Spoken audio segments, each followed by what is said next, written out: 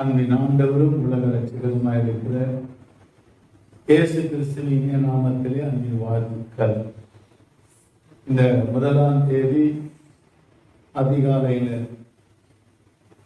இந்த அக்டோபர் மாதம் உங்கள் எல்லாரும் சந்திப்பதிலே நாங்கள் மிகவும் மகிழ்ச்சி அடைகிறோம். இந்த 2021ஆம் ஆண்டுடைய துவக்கம் முதல் கடந்த மாதம் வரைக்கும் கர்த்தர் நம்மை நடத்தினார். அதே தேவன் இந்த மாதத்திலேயும் இனி வரக்கூடிய நாட்களில் எல்லாம் நடத்த அவர் வல்லமுள்ள தேவனாகவே இருக்கிறார். அங்கால மீண்டும் ஒரு சொல் கூட உங்க எல்லாருக்கும் அன்பின் ஆண்டவரும் உலக ரட்சகருமாய் இருக்கிற இயேசு கிறிஸ்துவின் நாமத்திலே அன்பின் வாழ்த்துக்கள். கர்த்தர் உங்களை தொடர்ந்து ஆசீர்வதிப்பாராக, வழி நடத்துவார்கள். இன்றைக்கு நம்முடைய தியானத்திற்காக நாம் எடுத்துக்கொண்ட வேத பகுதி வெளிப்படுத்தின விசேஷம் 3ஆம் அதிகாரம் 7ஆம் வசனம்.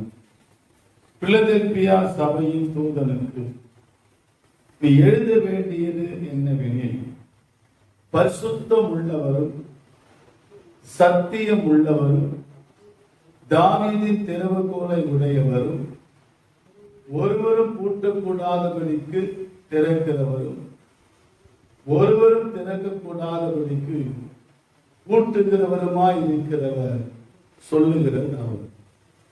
ஆண்டவருக்கு மகிமை உண்டாவதாக. எப்படி ஆவியானவர் பிலதெல்பியா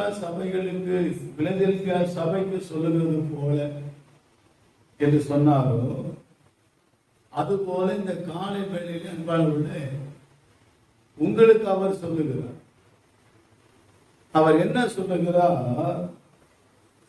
பிலதெல்பியா சபையின் தூதனுக்கு நீ எழுத வேண்டியது என்னவெனில், பரிசுத்தம் உள்ளவரும் சத்தியம் உள்ளவரும் தாவீதின் திறவுகோலை உடையவரும் ஒருவரும் பூட்டக்கூடாதபடிக்கு திறக்கிறவரும் ஒருவரும் திறக்கக்கூடாதபடிக்கு பூட்டுகிறவருமாய் இருக்கிறவர் சொல்லுகிறது அவர். கர்த்தர் நாமத்திற்கு மகிமை உண்டாவதாக. அப்படியானால் அன்பானவர்களே, நாம் ஆராதிக்க தேவன் யாரா இருக்கிறார் என்று கேட்டால், தாவீதினுடைய திறவுகோலை உடையவராய் இருக்கிறார். அவரே திறக்கிறவராகவும் இருக்கிறார், அவரே கூட்டுகிறவராகவும் இருக்கிறார்.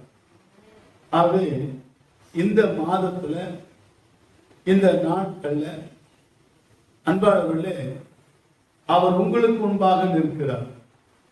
எப்படி பிலதெல்பியா சபைக்கு அவர் சொல்லுகிறாரோ, அதே போல இந்த சத்தத்தை கேட்கிற உங்களுக்கும் எனக்கு அவர் சொல்லுகிறார். நான் யாரா இருக்கிறேன்?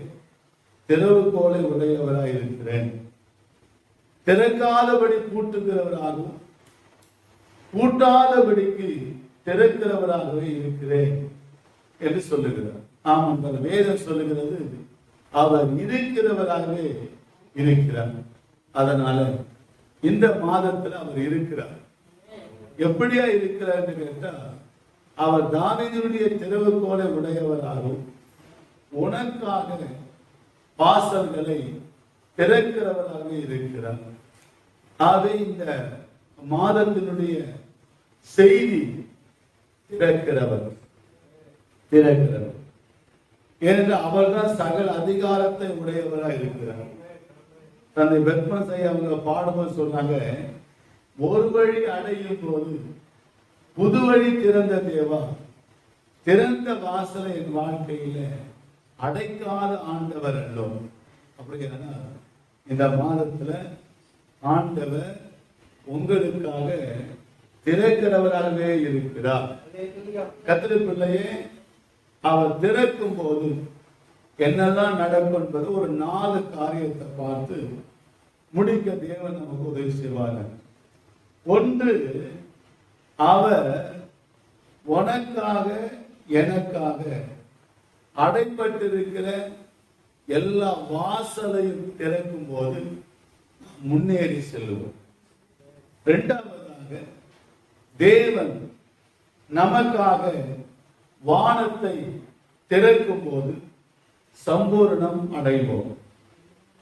மூன்றாவது, தேவன் எல்லா விதமான அடைப்புகளை தடைகளை உடைக்கும் போது சந்தோஷமும் மகிழ்ச்சியும் அடைவீர்கள்.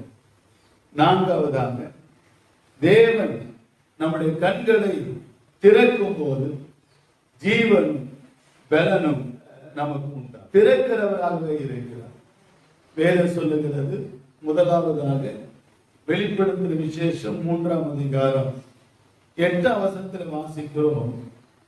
உன் கிரியைகளை அறிந்திருக்கிறேன், உனக்கு கொஞ்சம் பலன் இருந்தும் நீ என் நாமத்தை மறந்தலியாமல் என் வசனத்தை கை கொண்டபடியினாலே இதோ திறந்த வாசலை உனக்கு முன்பாக வைத்திருக்கிறேன், அதை ஒருவனும் கூட்ட மாட்டான். ஆண்டவருக்கு மகிமை உண்டாகட்டும். இதோ திறந்த வாசலை உனக்கு முன்பாக உங்களுக்கு முன்பாக வைத்திருக்கிறேன் என்று தாவீதின் திறவுகோலை உடையவர் சொல்லுகிறார். கர்த்தர் நாமத்திற்கு மகிமை உண்டாகட்டும். அவரே திறக்கிறவர், அவரே அடை. அவர் திறந்தா ஒருவனும் பூட்ட முடியாது, அவர் பூட்டினால் ஒருவராலும் திறக்க முடியாது. அப்பேற்பட்ட தெய்வத்தை தான் நீங்கள் நான் ஆலயத்துக்கு கூப்பிடுறோம். அவர் நல்லவராக இருக்கும். அன்பான கர்த்தருடையவர்களே, வசனம் சொல்லுகிறது யோசுவாவின் புஸ்தகத்துல 6ஆம் அதிகாரம் முதல் 2 வசனம் சொல்லுகிறது, எரிகோ இஸ்ரவேல் புத்திரருக்கு முன்பாக அடைக்கப்பட்டிருந்தது, ஒருவரும் வெளியே போகவும் இல்லை, ஒருவரும் உள்ளே வரவும் இல்லை. கர்த்தர் நாமத்துக்கு மகிமையும். கர்த்தர் யோசுவாவை நோக்கி, இதோ எரிகோவை அது ராஜாவையும் யுத்த வீரரையும் உன் கையில் ஒப்பு கொடுத்தேன் என்று சொல்லுகிறார். அங்க வசனம் சொல்லுகிறது, யோசுவா 6ஆம் அதிகாரம் முதல் வசனத்துல எரிகோ இஸ்ரவேல் புத்திரருக்கு முன்பாக அன்பார்களே அடைக்கப்பட்டிருந்தது. அதுல இருந்து ஒருவரும் வெளியில வர முடியல, ஒருவரும் உள்ள போக முடியல. அது போலதான் கடந்த மாதம் வரைக்கும், கடந்த வாரம் வரைக்கும், கடந்த நாள் வரைக்கும் உங்களுடைய வாழ்க்கையில எல்லாமே அடைக்கப்பட்டிருந்தது. கிழக்கே பார்க்கிறீர்கள், வழி இல்லை, அடைக்கப்பட்டிருக்கு. மேற்கே பார்க்கிறீர்கள், வழி இல்லை, அடைக்கப்பட்டிருக்கு. தெற்கையும் வடக்கையும் பார்க்கிறீர்கள், வழி இல்லை, அடைக்கப்பட்டிருக்கு. இப்ப எப்படி நான் முன்னேறி செல்வது என்று கவலையோடு கூட கர்த்தர் பிள்ளையே, நீ கவலைப்படாத. வெளிப்படுத்த விசேஷம் 5ஆம் அதிகாரத்துல 1ஆம் வசனம் முதற்கொண்டு 5ஆம் வசனம் வரைக்கும் நீங்க வாசித்து பாருங்க. யோவான் ஒரு தரிசனத்தை காண்கிறார். அந்த தரிசனத்திலே ஒரு சிங்காசனத்திலே ஒருவர் வீட்டு இருக்கிறார். அவருடைய கரத்திலே ஒரு புத்தகத்தை அவர் காண்கிறார். அது முத்திரை போட்ட ஒன்றாக இருக்கிறது. அந்த புத்தகத்தை வாங்கவும், அந்த புஸ்தகத்தை திறக்கவும், அதனுடைய முத்திரையை உடைக்கவும் ஒருவரும் இல்லாததை கண்டு யோவான் மிகவும் அழுதார். அதுல தொடர்ந்து நீங்க பாத்தீங்களா, வெளிப்படுத்த விசேஷம் 5ஆம் அதிகாரத்துல அதுல பார்க்கிறோம். முதலாவது பாருங்க, 2ஆம் வசனத்துல வாசிக்கிறோம், புஸ்தகத்தை திறக்கவும். தொடர்ந்து 3ஆம் வசனத்தை வாசிக்கிறோம், புஸ்தகத்தை திறக்க. 4ஆம் வசனத்துல வாசிக்கிறோம், புஸ்தகத்தை திறக்கவும். 5ஆம் வசனத்தை வாசிக்கிறோம், அப்பொழுது மூப்பரில் ஒருவன் என்னை நோக்கி, நீ அழ வேண்டாம், இதோ யூதா கோத்திரத்தின் சிங்கமும் தாவீதின் வேறுமானவர் புஸ்தகத்தை திறக்கவும் அதில் 7 முத்திரைகளை உடைக்கவும் ஜெயம் கொண்டிருக்கிறார் என்று சொன்னார்.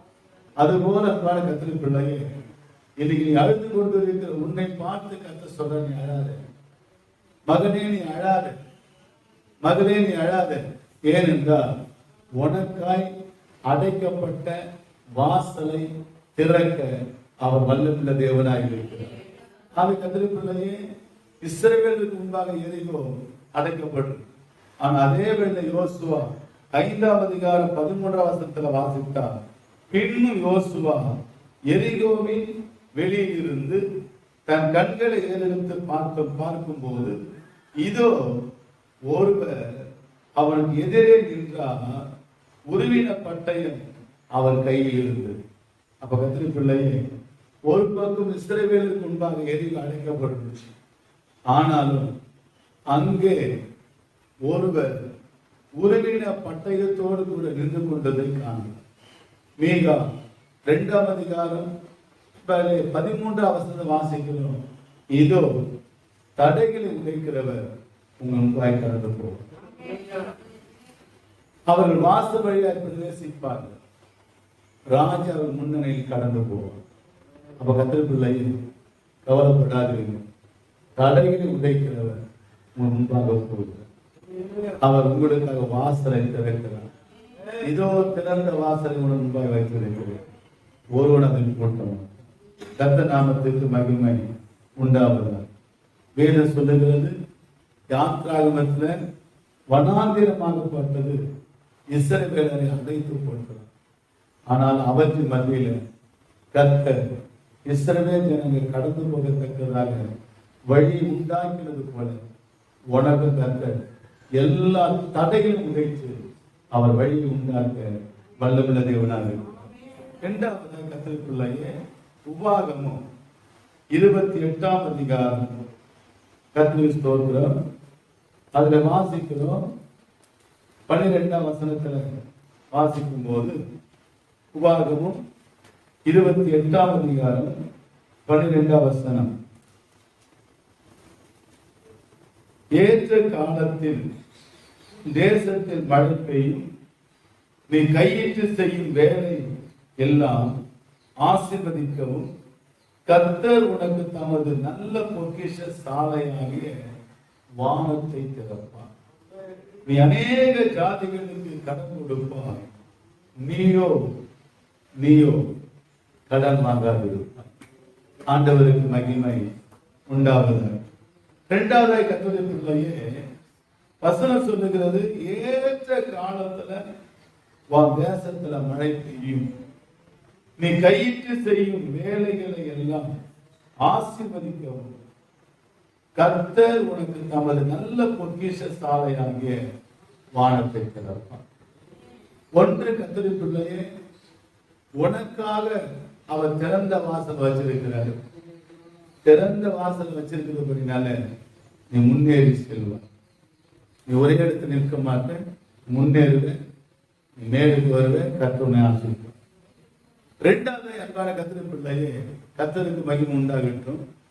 அவர் வானத்தை திறப்பதனால கர்த்தர் தமது பொக்கிஷ சாலையாகிய வானத்தை திறப்பார். நம்ம எல்லாரும் தெரியும், மல்கியா 3ஆம் அதிகாரம் 10ஆம் வசனத்துல 11ஆம் வாசிக்கிறோம். தேவனுடைய ஆலயத்துல ஆகாரம் உண்டாயிருக்கும்படி உங்கள் தசம பாகங்களை எல்லாம் பண்டக சாலையை கொண்டு வாங்க. அப்போது நான் வானத்தின் பல கனிகளை திறந்து இடங்கொள்ளாமல் போகும் மட்டும் உங்கள் மேல் ஆசீர்வாதத்தை வர்ஷிக்கப்பட மாட்டேனே என்று இதனால் சோதித்திருப்பார். அப்ப சொல்றாரு, வானத்தில் பல கனிகளை திறந்து இடங்கொள்ளாமல் போகும் மட்டும் நான் உண்மையில் ஆசித்து வர. கர்த்தர் நாமத்திற்கு மகிமை உண்டாவதாக. கர்த்தர் நம்மில் பெரியவராக பெரிய வேலை செய்வாங்க. அப்ப கர்த்தரை பிள்ளையே அவர் வானத்தை திறந்து உங்களை ஆசீர்வதிக்கிற ஆசீர்வாதத்தினால நீங்க சம்பூர்ணம் அடைவீர்கள். வேத சொல்லுங்க, நீங்க சம்பூர்ணமாய் சாப்பிட்டு திருப்தி அடைந்து உங்களை அதிசயமாய் நடத்தி கொண்டு வந்து தேவனை துதிப்பீர்களாக. அப்படியான சம்பூர்ணம் அடைவீர்கள். ஏனெங்க கர்த்தர் உங்களுக்காக திறக்க போறார், வானத்தை திறக்க போறார். வானத்தை திறந்து கர்த்தர் ஆசீர்வதிக்க போறாரு. வானத்து பணியினாலும் பூமியின் கொழுவினாலும் உங்களை திருப்தியாக்க போறாரு. விசுவாசியெல்லாம் ஒரு ஆமென் சொல்லுவோம். கர்த்தர் ஸ்தோத்திரம். கர்த்தர் எல்லாரையும் ஆசீர்வதிக்கிறார். பாருங்க, 2 ராஜாக்கள் புஸ்தகம் 7வது அதிகாரத்துல ஒரு காரியத்தை நாம் காண்கிறோம். 2 ராஜாக்கள் 7ஆம் அதிகாரத்துல தேசத்துல ஒரு பெரிய பஞ்சம், சமாரியா முழுவதும் ஒரு கொடிய பஞ்சம். பஞ்சத்துக்கு அளவே இல்லை. ஆமே, எதுக்கு அளவில்லை? பஞ்சத்துக்கு அளவே இல்லை. இயேசுனுடைய வருகைக்கு முன்பாக நடக்கிற சம்பவத்துல ஒரு சம்பவம் பஞ்சம். அது இன்னைக்கு நேற்று இல்லை, ஆதி நாட்கள் வந்து பஞ்சம் தான் இருக்கு நடந்து கொண்டு. ஆபிரகாம் நாட்கள்ல பஞ்சம் வந்துச்சு, ஈசாக்கி நாட்கள்ல பஞ்சம் வந்துச்சு, யாக்கோபு நாட்கள்ல பஞ்சம் வந்துச்சு, அநேக பரிசுத்தவானுடைய நாட்கள்லயும் பஞ்சம் வந்துச்சு. இன்றைக்கும் பஞ்சங்கள் இருக்கு. கர்த்தர் நாமத்துக்கு மகிமை. ஆனால கர்த்தருடைய பிள்ளையே, நீயோ புசித்து குடித்து திருப்தியாயிரும். ஏனென்றால் கர்த்தர் வானத்தை திறக்கிறார். அந்த 2 ராஜாக்கள் புஸ்தகம் 7ஆம் வாசிக்கிற பாருங்க 1ஆம். அப்போது எலிசா, கர்த்தருடைய வார்த்தையை கேளுங்கள், நாளை இந்நேரத்தில் சமரியாவின் வாசலிலே ஒரு மரக்கால் கோதுமை மா 1 சேக்கலுக்கும் 2 மரக்கால் கோதுமை 1 சேக்கலுக்கும் விற்கப்படும் என்று கர்த்தர் சொல்கிறார். சொல்றது யார்தான்? கர்த்தர் சொல்றார். ஆனா தேசத்துல ஒரு பெரிய கொடிய பஞ்சம். அந்த கொடிய பஞ்சத்தினுடைய நிலைமையெல்லாம் நம்ம பார்த்தோம்னாக்கா, 2 அம்மா சேர்ந்து பேசிக்கிறாங்க. இன்னைக்கு என்ன பண்ணும்? உன் பிள்ளைய சாப்பிடும், நாளைக்கு என்ன பண்ணும்? என் பிள்ளைய சாப்பிடும். அப்போ பிள்ளைகளையே சாப்பிடுகிற ஒரு கொடிய பஞ்சம். ஆண்டவருக்கு ஸ்தோத்திரம். அதே வேளை அந்த எலியாவின் நாட்கள்ல சாய் பார்த்து நடந்த விஷயம், கொஞ்சம் மாவு கொஞ்சம் சாப்பிட்டு என்ன பண்ண போறோம்? செத்து போக போறோம். ஏன்னா 3 வருஷம் 6 மாசம் என்ன இல்லை, தேசத்துல மழை இல்லை. அப்ப தேசத்துல ஆண்டுடைய வார்த்தையின்படி வேத சொல்றீங்கள், வேதத்துல வாசிக்கிறோம், நீங்கள் செவி கொடுத்தா தேசத்துடைய நன்மைகள் எல்லாம் புசிப்பீங்க. நீங்கள் மனம் பொருந்தி செவி கொடுத்தா தேசத்தின் நன்மை என்ன பண்ணுவீங்க? புசிப்பீங்க, சாப்பிடுவீங்க. கர்த்தர் ஆசீர்வதிப்பார். இப்ப 2வதாக நம்ம இங்க பார்க்கிற கர்த்தர் பிள்ளையே, அங்கு வசனம் அவ்வளவு கொடிய பஞ்சத்தின் மத்தியில அப்போது ராஜாவுக்கு கையிலாக கொடுக்கிற பிரதானி ஒருவன் தேவனுடைய மனுஷனுக்கு பிரதியுத்தரமாக, இதோ கர்த்தர் வானத்திலே மதகுகளை உண்டாக்கினாலும் இப்படி நடக்குமா என்றான். அதற்கு அவன், உம்முடைய கண்களினால் அதை காண்பாய், ஆனாலும் அதிலே நீ சாப்பிட மாட்டாய். உன் கண்களினால் அதை நீ என்ன செய்வேன்? காண்ப, ஆனால் என்ன பண்ண மாட்டேன். அதனால நம்ம என்ன பண்ணணும்னா, கர்த்தருடைய வார்த்தை வரும்பொழுது அதை அப்படியே நம்பணும், அப்படியே விசுவாசிக்கணும், அப்படி என்ன செய்யணும்? ஏற்றுக்கொள்ளணும். ஆனா சூழ்நிலை எப்படி? எதிர்மறையான சூழ்நிலை. இதெல்லாம் சாத்தியமாகுமா? இதெல்லாம் நடக்குமா? நடக்கும். அப்ப அந்த கையிலால் கொடுக்கிறவன் சொல்றான், பிரதான சொல்றான், ஐயா நீ சொல்வதெல்லாம் சரிதான், ஆனா தேவனே வானத்துல மதங்கள் உண்டாக்குனாலும் கூட நீ சொல்லுகிற காரியம் நடக்குமா? சமாரியா முழுவதும், தேசம் முழுவதும் நீ சொல்ற மாதிரி ஆகாரம் கிடைக்குமா? கிடைக்கும். நீ அதை பார்ப்ப, ஆனா நீ அதை அனுபவிக்க மாட்ட. கர்த்தர் சொல்ற நம்ம கருத்துக்களை, கர்த்தர் உங்களை எதையும் செய்ய வந்தவர், இதையும் செய்ய வந்தவர். 3வதாக 1 சாமுவேல் புஸ்தகம் 1ஆம் அதிகாரம் 1 முதல் 5 வசனங்கள். அதில் விசேஷமா 5வது வசனத்தை நாம் வாசிக்க போகிறோம். வேதம் சொல்லுகிறது, அன்னாலை சிநேகித்தபடியினாலே அவளுக்கு இரட்டிப்பான பங்கு கொடுத்தான், கர்த்தரோ அவள் கர்ப்பத்தை அடைத்திருந்தார். இந்த சம்பவம் நம்ம எல்லாரும் தெரிந்த சம்பவம்.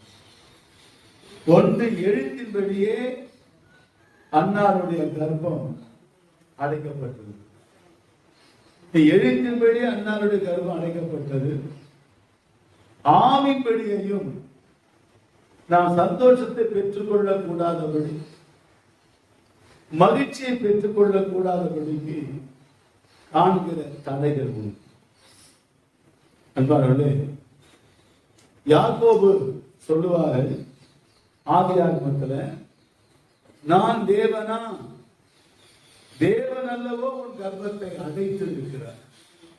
அவர் கத்திரி பிள்ளைய அவர் அடைச்சா அதை திறக்க ஒருவரால் முடியாது.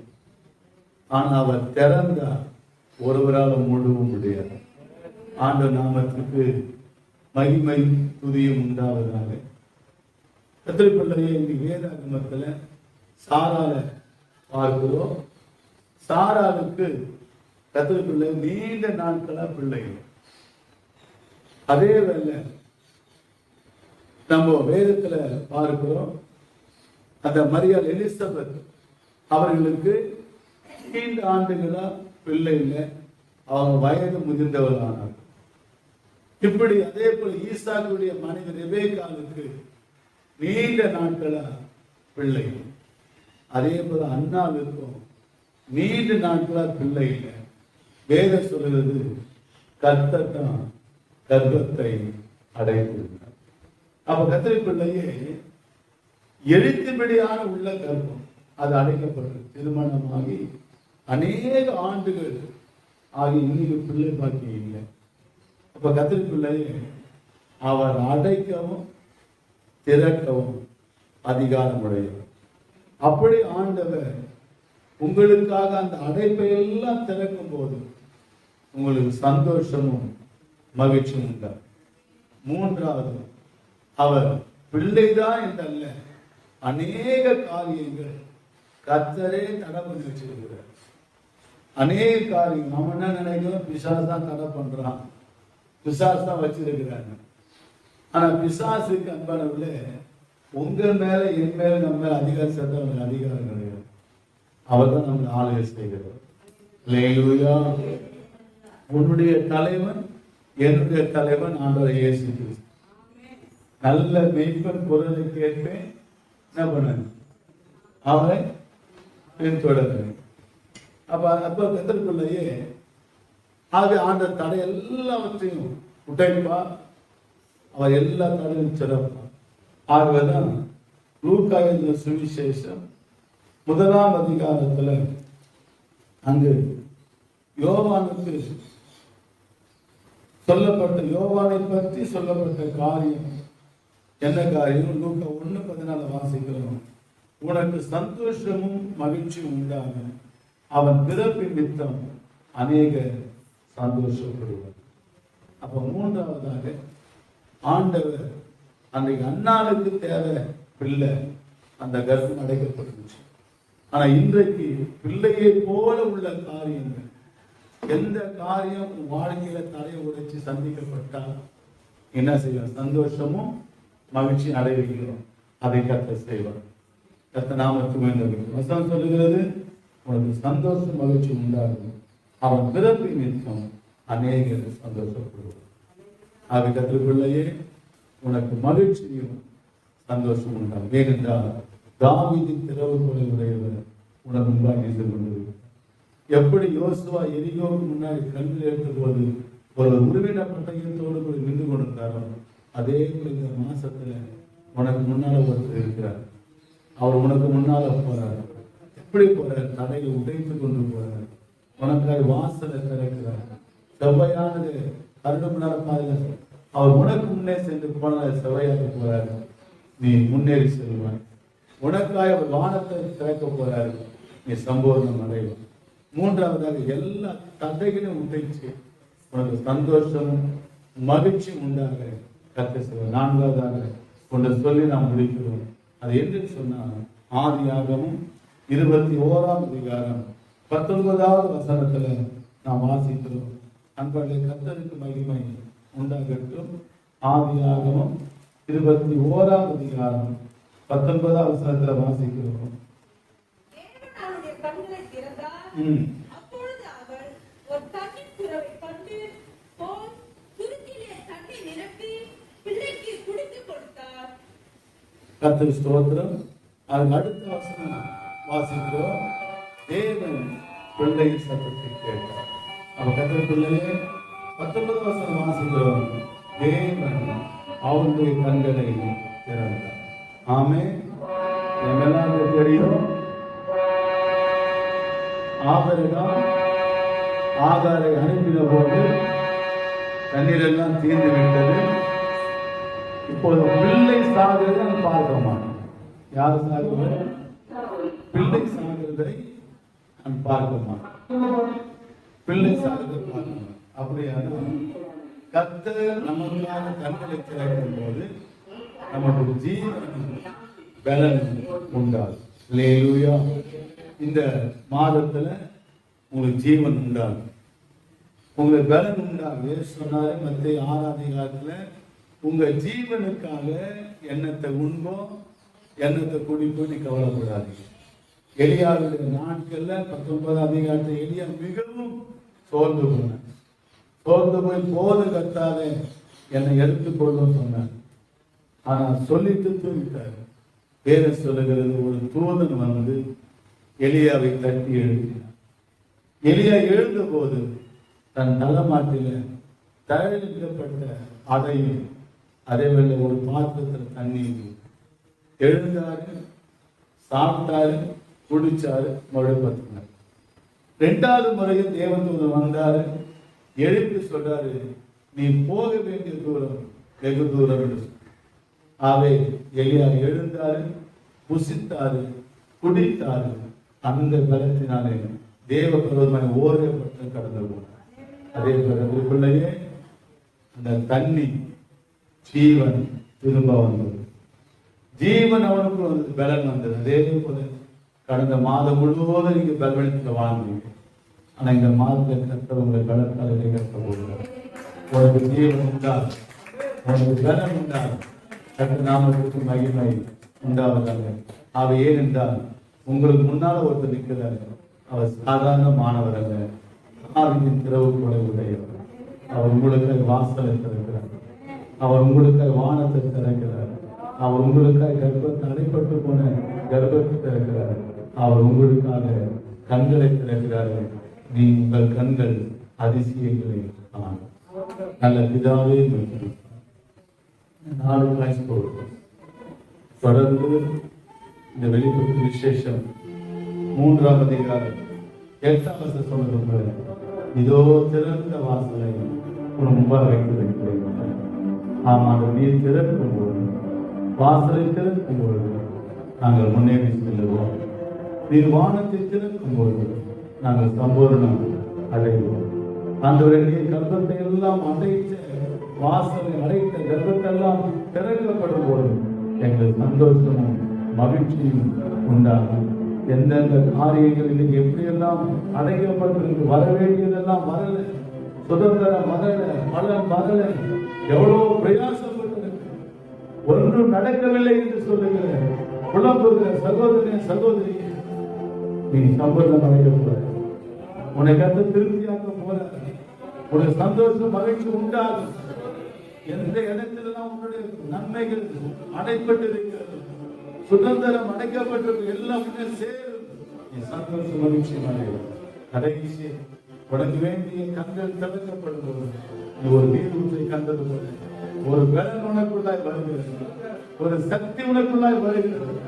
அந்த பலத்தினால தேவ பருவமாய் ஊரே பட்டு வெளியா நடந்து போனது போல நீயும் தேவ தரிசனத்தை பெற்று, தேவனுடைய வல்லமை பெற்று, தேவனுடைய அபிஷேகத்தை பெற்று, தேவனுடைய கிருபையை பெற்று, தேவனுடைய பலனை பெற்று பரலோகம் வரைக்கும் செல்லுகிற அதை சொல்லி கொடுத்த வாழ்த்துக்களும் ஆசிரியர் இயேசு நாமத்தில் இருக்கிறார். ஆமென். கர்த்தர் ஆசீர்வார், உங்களோடு வழிநடத்துவோம். ஆமென். ஆமென்.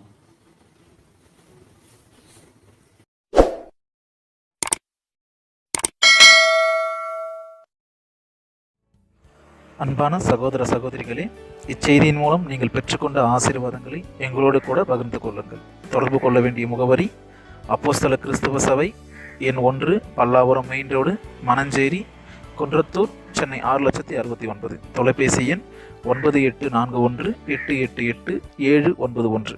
தேவன் தாமே உங்களை ஆசீர்வதிப்பாராக. ஆமேன்.